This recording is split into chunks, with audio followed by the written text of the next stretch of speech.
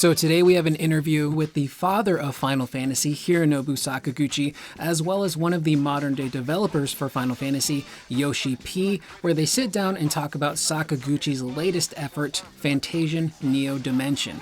They also talk about how Sakaguchi may have cheated on Nintendo with PlayStation and the Final Fantasy franchise, and they give their thoughts on where they think the JRPG genre will be headed in the future. So if any of that sounds cool to you and you just want to help out the channel, or if you just like what you hear, you can like, subscribe, and leave a comment down below.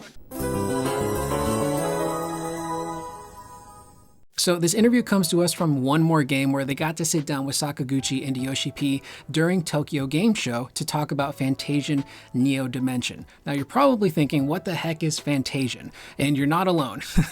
Unfortunately, Fantasian is a game that not too many people know about, but it was essentially the most recent game created by Sakaguchi and his independent studio, Mistwalker, that was released exclusively through Apple Arcade. So if you didn't have an Apple device, there was no way you were going to be able to actually play this game, which is unfortunate. And because it was in Apple Arcade, it just kind of got lost in the shuffle of all of the other games, and not a lot of people discovered it. But now, thanks to a partnership with Square Enix and Sakaguchi, they're bringing Fantasian to consoles and PCs with a bunch of improvements. And it's also really cool because this project in particular is kind of like a reunion of some of the biggest minds behind Final Fantasy, including Sakaguchi, Yoshi P, and Nobuo Uematsu, who is the legendary composer of most of the Final Fantasy franchise. So first off, they ask Sakaguchi, how did his experience making Final Fantasy contribute to Fantasian? He responds by saying, in terms of Fantasian, I can attribute a lot of it to my experience of playing Final Fantasy VI over again.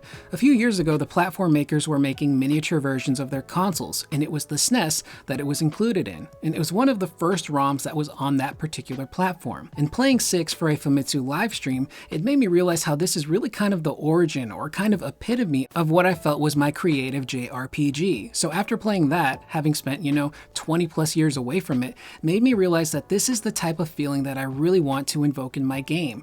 And I think that informed a lot of how Fantasian turned out to be. So everything seemingly comes back to Final Fantasy VI.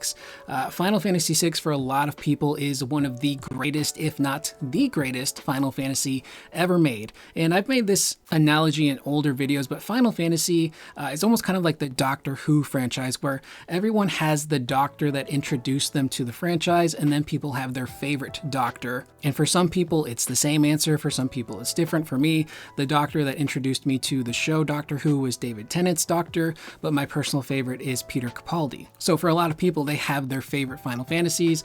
Unfortunately, there is some infighting between the communities. If you like one specific Final Fantasy over the other, you're a stupid head, which is really silly and uncalled for. But 6 is definitely one of the granddaddies of the Final Fantasy franchise. But it's also really cool to see how 20 years later, that game that he worked on would inspire him to make a new game, Fantasian. So I would expect a lot of Final Fantasy VI to kind of live spiritually within Fantasian, which sounds pretty exciting.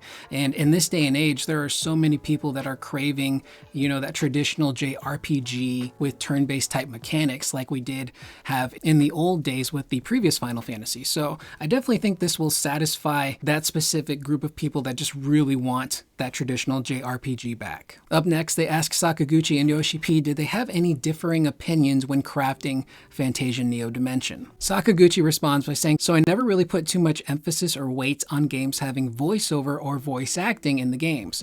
But I recall Yoshida-san, when we had a meeting at Square Enix one time, and said, I think it's really important that Fantasian has voices. Yoshi P responds by saying, Sakaguchi-san has developed games in an era where text is the primary medium through which ideas are conveyed. And I think each individual can read, consume, or digest text at their own speed and kind of expands their imagination in some way. So you could argue that voiceover actually kind of narrows the vision or the experience in a way. Sakaguchi continues by saying, and of course, I was the one who said, I don't think Fantasian needs voiceover, but having played the game with voice acting on it now, I think there's a different type of emotional experience that you get. There's a lot more nuance that you can feel from the characters. So thank you, Yoshida-san, for that. And I know from the casting to the recording, all the know-how, Square Enix brought a lot of value to the project in that perspective. And that really just kind of showcases the relationship that Sakaguchi and Yoshi P have with one another.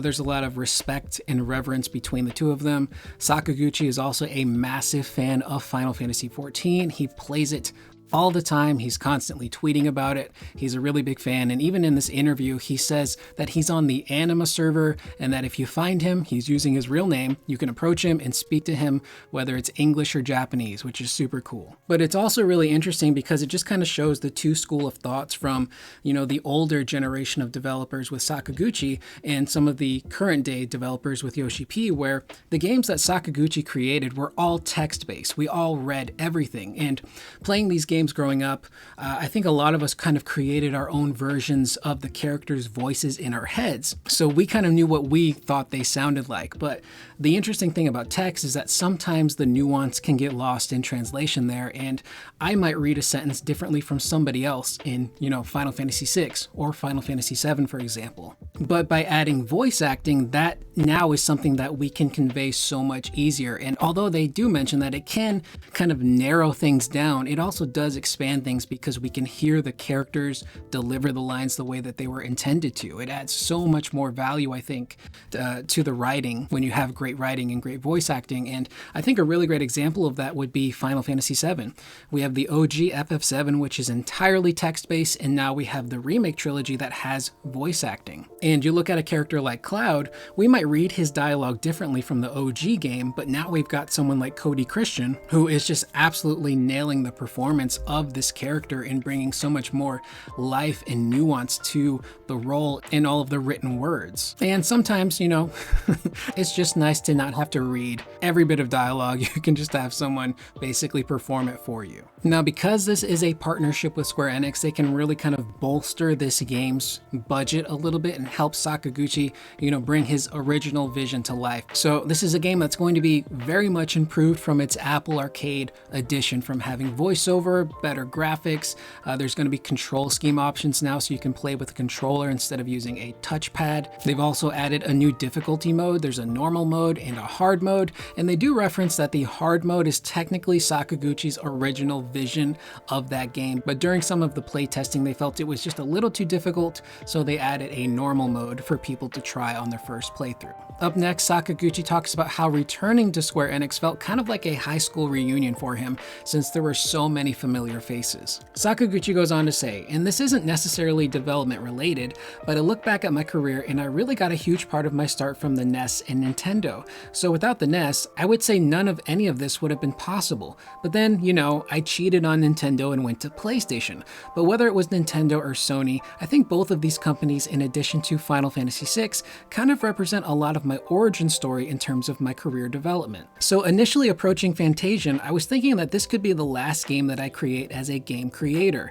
Not only being on Apple Arcade, thanks to Square Enix making it possible here, we are coming back to both Nintendo and Sony platforms. It really feels like this huge high school reunion. It's a very touching moment that's very thought-provoking as well. And at the same time, I just recently became a grandfather for the first time. So I think there's a lot of different emotions and a lot of nostalgia that's happening. So in reference to that first part, for the longest time back in the day, Final Fantasy was very much a Nintendo IP. And when they decided to change from Nintendo to the PlayStation for Final Fantasy VII, that was a pretty big and controversial move. And a lot of that had to do with technology.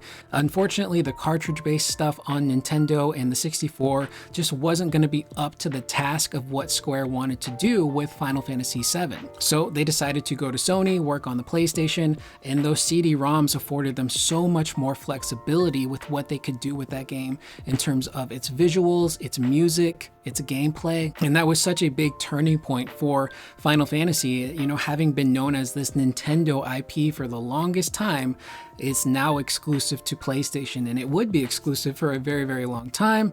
And even nowadays, we're still dealing with, Final Fantasy and PlayStation having some sort of exclusivity with some of their games. Up next, both men are asked the ever-important question that gets asked a lot, but what do they think the future holds for the JRPG genre? Sakaguchi says, I get asked this question a lot, what I think the future of JRPGs might be, but to be perfectly honest with you, I never really think about that too much. And even Fantasian, for example, I didn't consciously try to say, hey, I'm going to take the JRPG genre and bring it into present day necessarily. In fact, a lot of it was influenced by my experience playing Final Fantasy VI and returned to my origins of game development and RPGs. So in a weird way, I think Fantasian is almost this classic JRPG that was put into a time capsule and we opened it up in present day. So it was perhaps the exception to the rule and not the modernization or future trend of where JRPGs are headed. That being said, I do think the JRPG genre is going to continue to evolve and change over time,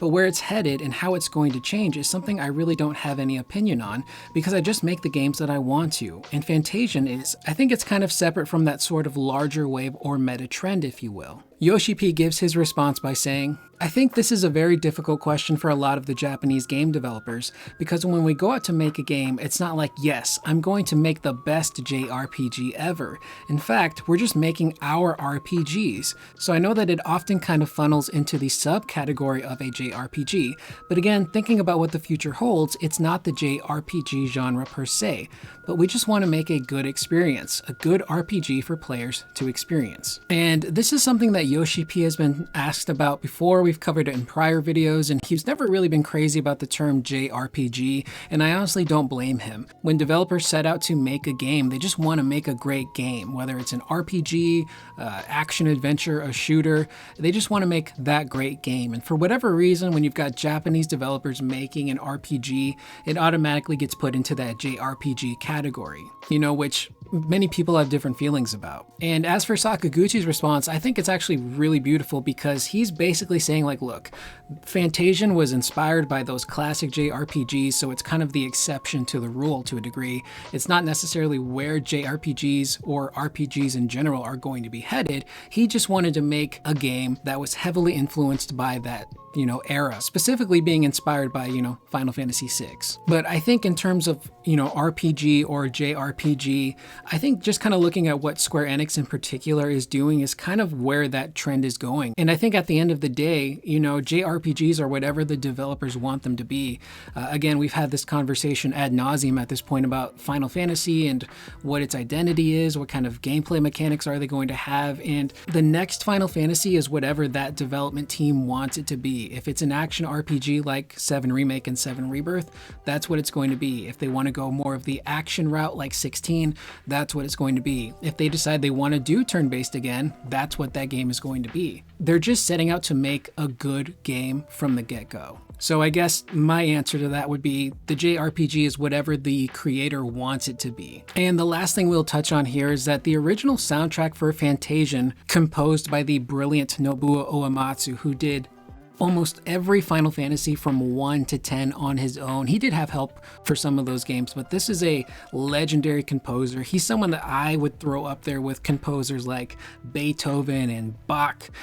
What this man is able to create is just incredible. And he essentially, created the soundtrack to mine and probably many of you's out there, our childhoods. He has this uncanny ability to take the world of whatever Final Fantasy he's composing for and create a soundtrack that perfectly represents that specific world that belongs to that specific Final Fantasy. The music in 7, I can only hear that in 7. The futuristic MIDI and organs and drum kits of Final Fantasy 8 is Final Fantasy 8. You took 8's identity and distilled it into music form, and that's what he was able to do. And he completely composed Fantasian. So that's one of the things I'm also really excited about for this game, is to hear what he did with this game. And it was the last full game that he worked on. He's been having a lot of health issues, so he's not able to do full soundtracks anymore.